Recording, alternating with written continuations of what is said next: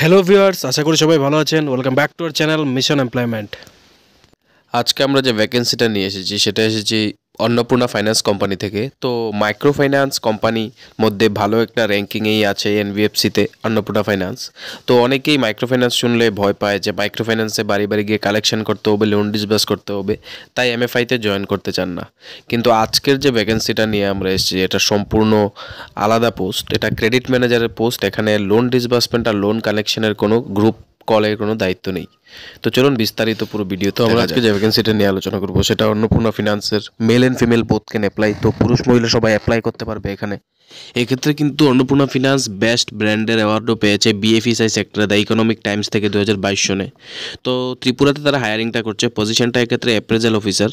Age criteria 22 থেকে 28 বছর, qualification graduation বা তার থেকে বেশি, মিনিমাম 2 বছরের কিন্তু এক্সপিরিয়েন্স লাগবে মাইক্রো ফাইন্যান্স অথবা ব্যাংকিং সেক্টরে। এক্ষেত্রে একটা কথা বলে দিই, মাইক্রো ফাইন্যান্স শুনলে অনেকেই ভয় পায় যে লোন ডিসবার্স করতে লাগবে, গ্রুপ কল করতে লাগবে, টাকা কালেকশন করতে লাগবে, কিন্তু এই পোস্টটা সম্পূর্ণ আলাদা।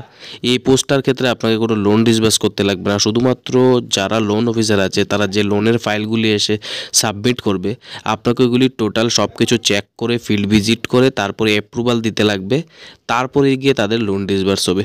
তো এটা সম্পূর্ণ আলাদা একটা জব। আর যাদের এক্সপিরিয়েন্স আছে এই সেক্টরে তারা অবশ্যই এখানে অ্যাপ্লাই করে ট্রাই করতে পারো।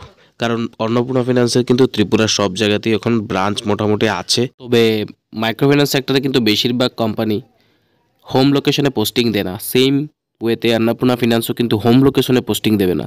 তো চলুন বিস্তারিতভাবে ইন্টারভিউর ডেট আর টাইমটা আমরা ডিসকাস করে নিই। তো আমরা যদি ইন্টারভিউর ডেট আর টাইমটা বলে দিই তাহলে টাইমটা কিন্তু সকাল 9:30 থেকে দুপুর 12:30 পর্যন্ত থাকবে। আর ডেটটা আছে 27 এপ্রিল, মানে আগামীকালকে। আগরতলার নতুননগর রোডে কিন্তু তাদের অ্যাড্রেসটা। কন্ট্যাক্ট নাম্বার দেওয়া আছে।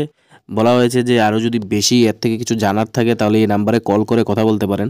আর 2 হুইলার কিন্তু মাস্ট, কারণ এক্ষেত্রে লোন সাবমিশনের পরে আপনাকে ফিল্ড ভিজিট করে কাস্টমার ডকুমেন্টেশন ভেরিফাই করতে লাগবে, অ্যাড্রেস ভেরিফাই করতে লাগবে। তো 2 হুইলারের ক্ষেত্রে মাস্ট লাগবে।